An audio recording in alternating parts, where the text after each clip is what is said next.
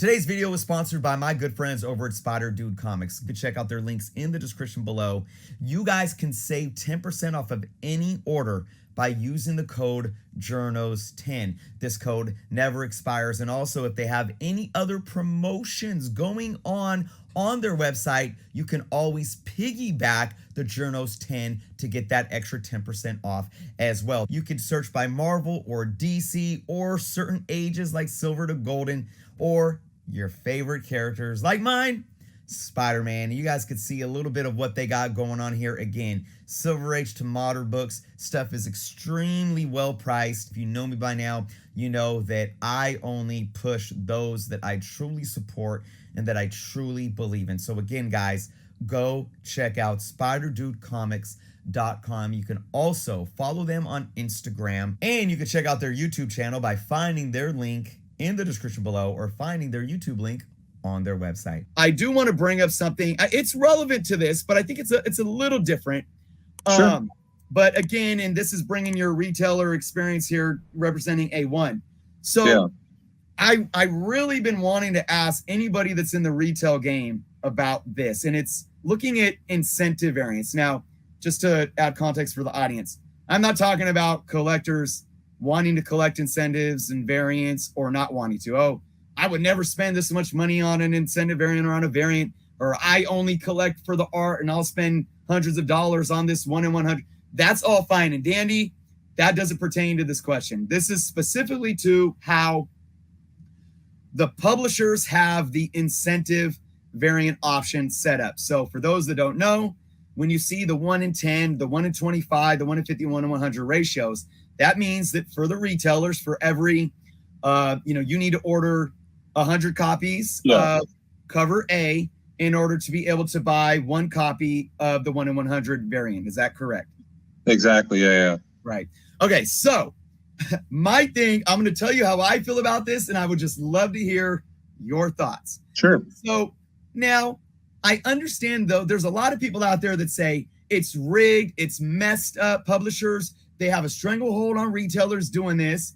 It distorts sales data because, when like 2019 broke records 1.2 billion sold. Well, they're not talking about customers going and buying copies. That's from the publishers. So I understand these arguments, but then it gets down to like these retailers or these stores that complain and say, this is wrong because I can't get the 1 in 100 variant. Or you get retailers that go and order so many books because they need to get a couple copies of the 1 in 100.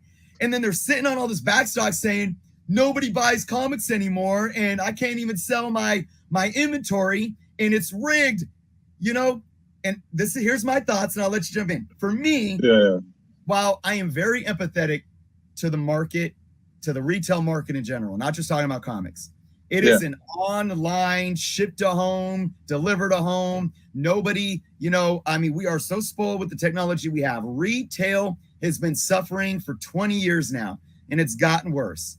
Yeah, especially for comic books and LCSs, it's becoming harder and harder. Rent continues to go up.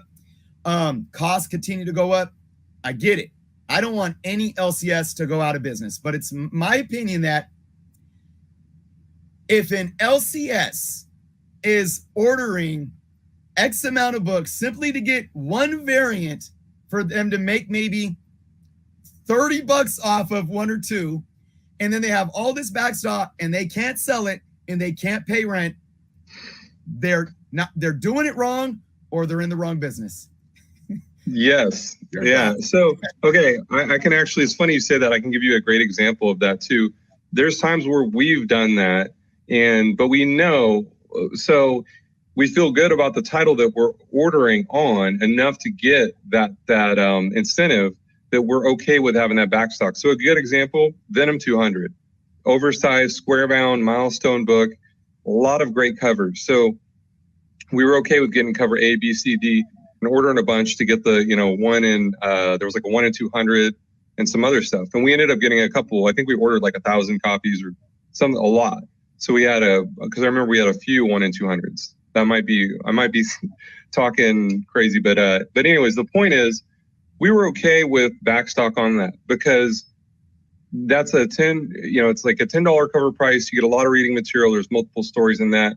It's a great back issue bin if it doesn't sell, you know what I mean, books. So we go into making that commitment knowing, like looking at the numbers, you know what I mean, and going, okay, we're going to commit to buying all these to get that incentive, but we also feel good about having like a long box of back issues of this because it's a cool book. It's going to be cool 5 years from now, in our opinion, even if it's not a keep, you know what I mean?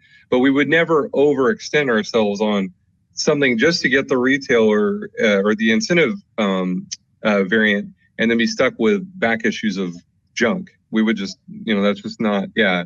So I can't really, I don't know why anybody would do that because, if you're going into debt trying to get, an incentive variance or, taking out a line of credit, that's crazy. So yeah, you gotta, it's just business. So yeah. I don't know. I don't know. But yeah, that's, go ahead.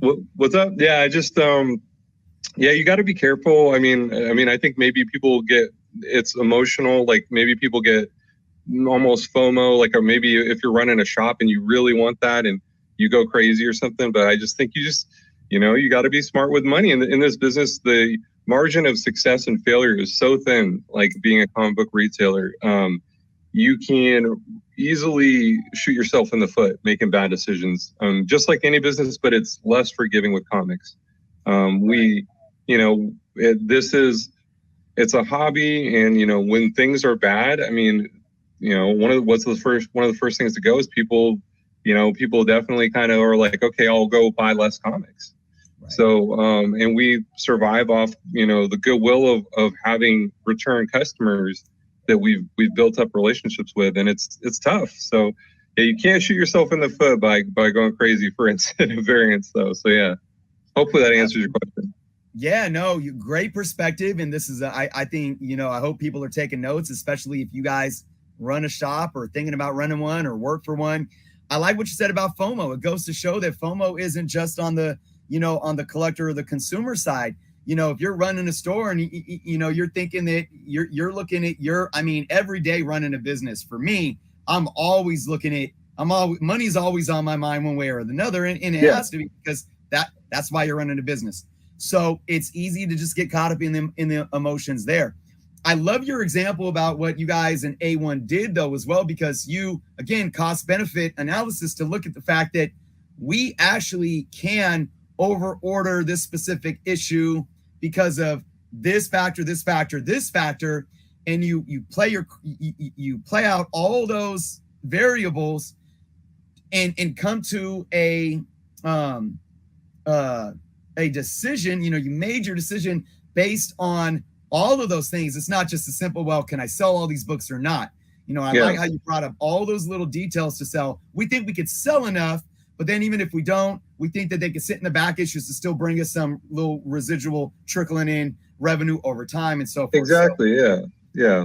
So it's not like a random title that, like a random indie title that nobody's ever heard of. It's Venom, like that's why I use that as an example. So, you have to understand the market, understand what people like, and be careful not to go crazy. Yeah. Absolutely. All right. That was great. For everyone listening, I hope you guys really listen to that. I was glad to get that off my chest. I've been wanting to ask someone that for a long time now that's in the retail game. So